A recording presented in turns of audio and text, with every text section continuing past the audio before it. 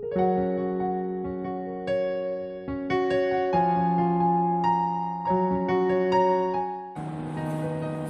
Bapak Ibu yang kekasih dalam Tuhan Yesus Kristus, apa kabarnya? Tentunya luar biasa ya. Begitu besar kemuliaan Tuhan bagi kita, sehingga sampai dengan saat ini kita masih disertai oleh Tuhan. Pada malam hari ini kita akan memulai ibadah keluarga kita. Untuk itu persiapkan hati pikiran kita untuk memulai ibadah ini yang terambil dari Ibrani 12 ayat 12 sampai dengan 16. Sebelumnya mari kita berdoa.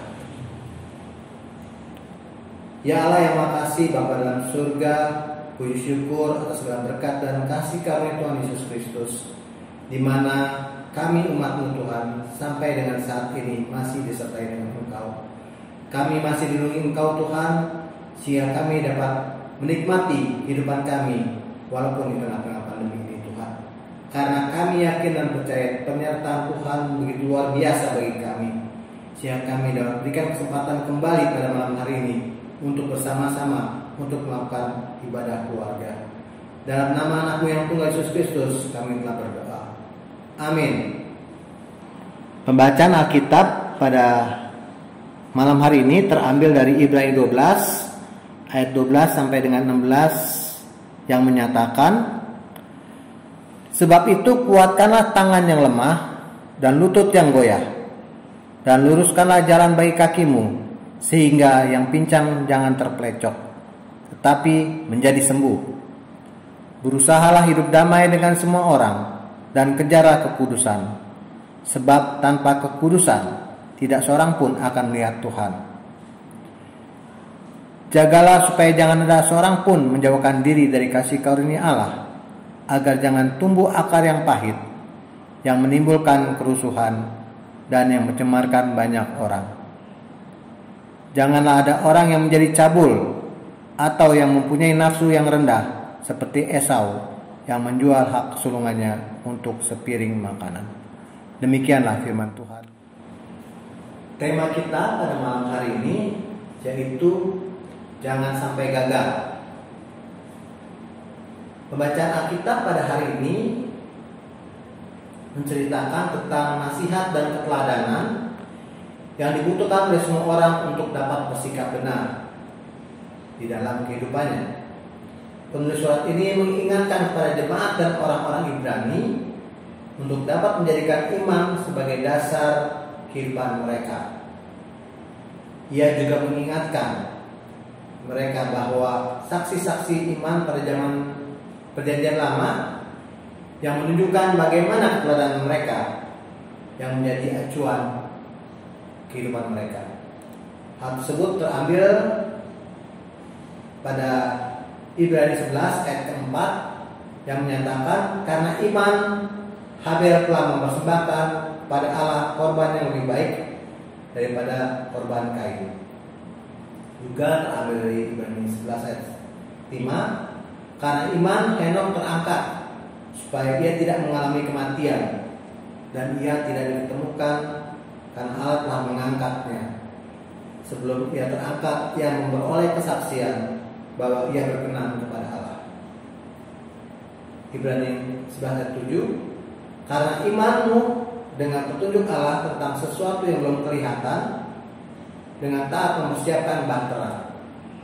Juga karena iman Abraham taat ketika ia dipanggil untuk berangkat ke negeri yang diterimanya menjadi milik pusakanya. Nah, begitu pula pada sisi lain surat ini tulis untuk orang-orang yang sudah menerima Tuhan Yesus di dalam kehidupan mereka. Bapak Ibu kekasih Tuhan Yesus Kristus, pembacaan kita pada saat ini adalah Tuhan Yesus sendiri yang menjadi keteladanan. Karena dalam karya keselamatannya, ia bersama-sama dengan murid-muridnya selama masa pelayanannya di dunia ini. Hal tersebut yang menyatakan bahwa mereka atau murid-murid Tuhan Yesus harus bertekun di dalam iman. Karena apa? Dalam kehidupan mereka di masa depan keadaan yang dihadapi akan semakin berat, di mana Tuhan Yesus akan mati dan disalibkan, dan mereka akan ditinggalkan oleh Tuhan Yesus Kristus. Bapak Ibu yang kekasih dari Tuhan Yesus Kristus,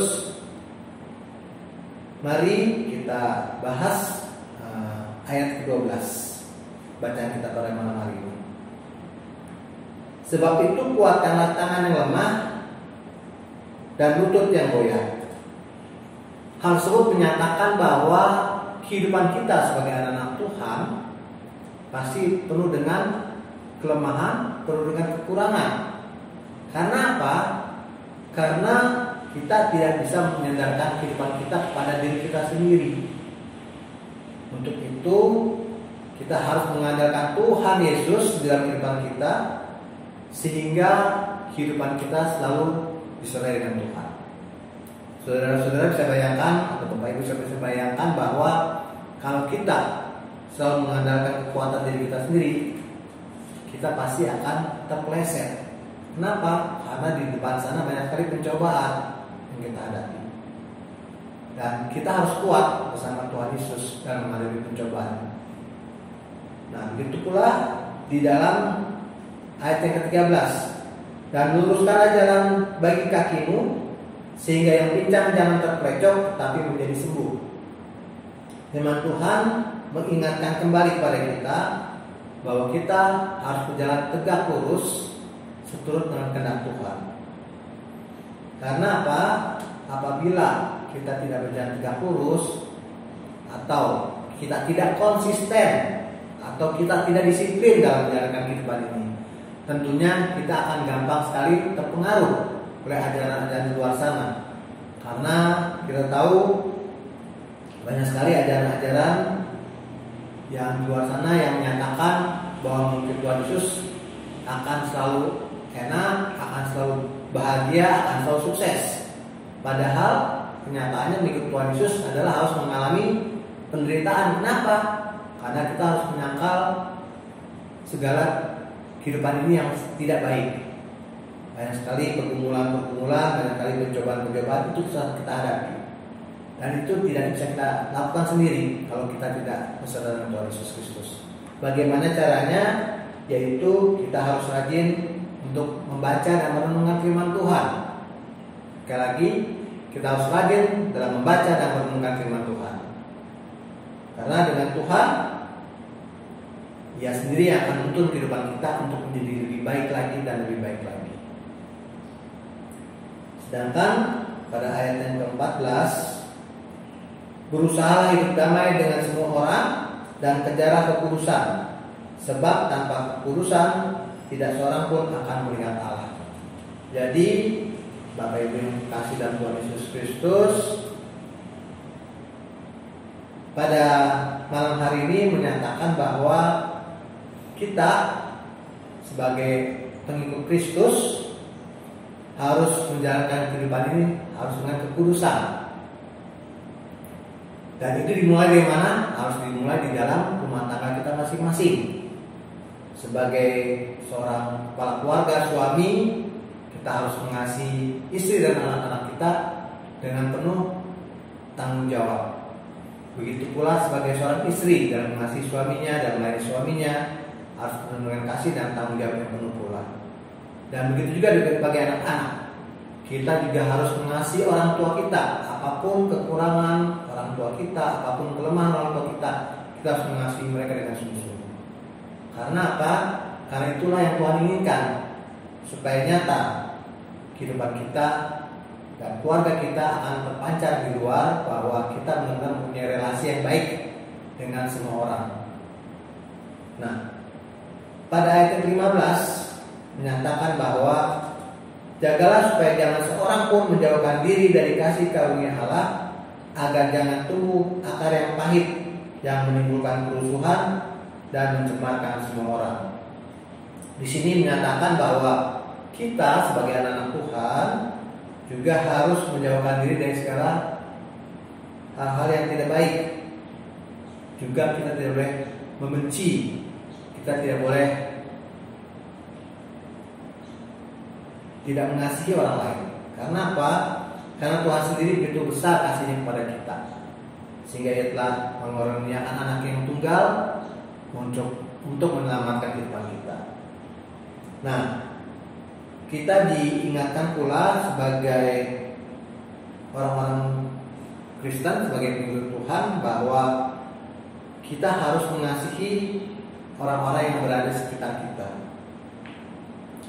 Dan itu yang Tuhan inginkan. Sedangkan ayat ke-16 menyatakan bahwa janganlah ada orang yang menjadi cabul atau yang mempunyai nafsu yang rendah seperti Esau yang menjual hak kesulungannya untuk sepiring makanan. Di sini menyatakan bahwa kita sebagai pengikut Kristus harus menguasai diri kita sedemikian rupa sehingga kita tidak mudah tergoda di dalam kehidupan ini. Hidup kita juga tidak boleh bertentangan dengan kekudusan, karena sebagai orang percaya kita juga harus hidup kudus. Dan banyak sekali tantangan-tantangan sebagai pengikut Kristus pada saat ini. Tentunya semua itu harus kita hadapi bersama dengan Tuhan Yesus. Kita tidak bisa berjalan dengan sendirian. Nah, bagaimana tantangan yang kita hadapi sebagai orang percaya pada saat ini?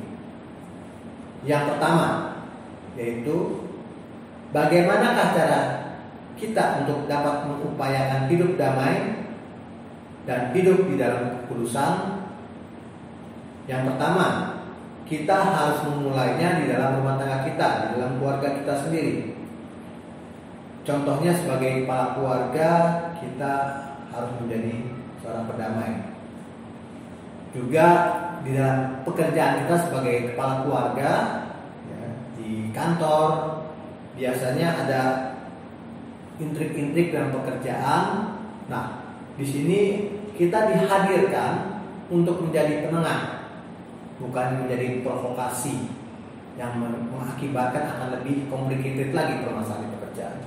Tapi kita menjadi penengah, menjadi solusi, bukan provokasi.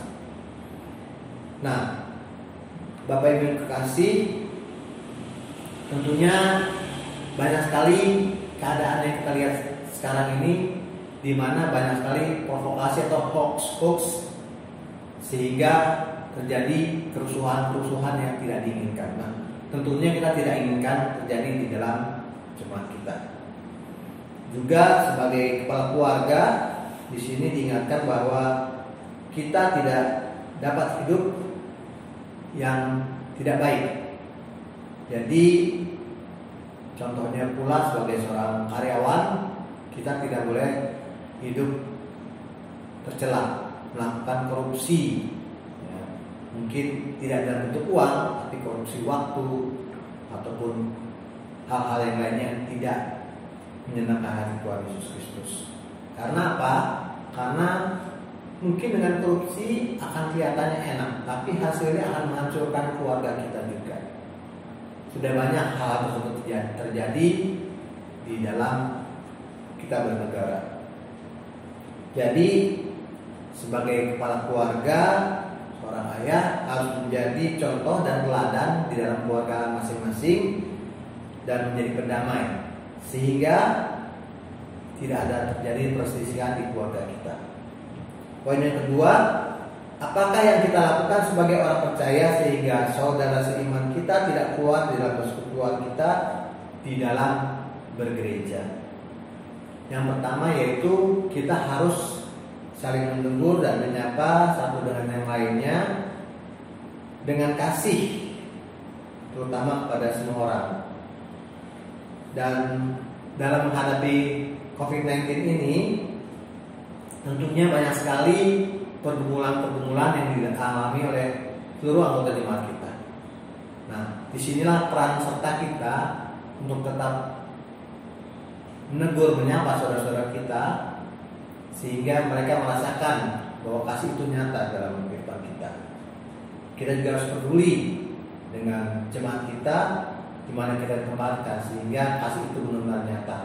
Dengan contohnya kita membantu mereka yang kekurangan, kita memberikan semangat bagi mereka yang tidak pekerjaan, sehingga benar-benar nyata kasih Tuhan dalam kehidupan kita. Nah, poin yang ketiga, bagaimana cara kita sebagai umat Tuhan menguatkan tangan yang lemah dan lutut yang goyah di dalam menghadapi tantangan dan persoalan di dalam dunia ini. Di sini menyatakan bahwa kita harus memberitakan atau menjadi saksi Tuhan dimanapun kita berada. Yakinkan kepada mereka bahwa penyertaan Tuhan begitu nyata dalam kehidupan kita dan keluarga kita. Karena kenapa? Sampai dengan saat ini keluarga kita semua masih dalam perlindungan Tuhan. Amin. Ya, karenanya kita semua masih sehat, masih diberkati oleh Tuhan. Walaupun kita tahu di Depok ini sangat menjadi rawan dengan COVID-19 dan akan menjadi diberikan vaksin yang pertama. Dan tentunya kita tetap mengucap syukur kepada Tuhan karena permintaan Tuhan begitu nyata bagi kita jemaat GBB kita itu. Dan tentunya jangan lupa di tengah-tengah pergumulan ini kita harus rajin membaca renungan pagi bersama dengan keluarga, dengan anak dan istri sebelum melakukan aktivitas.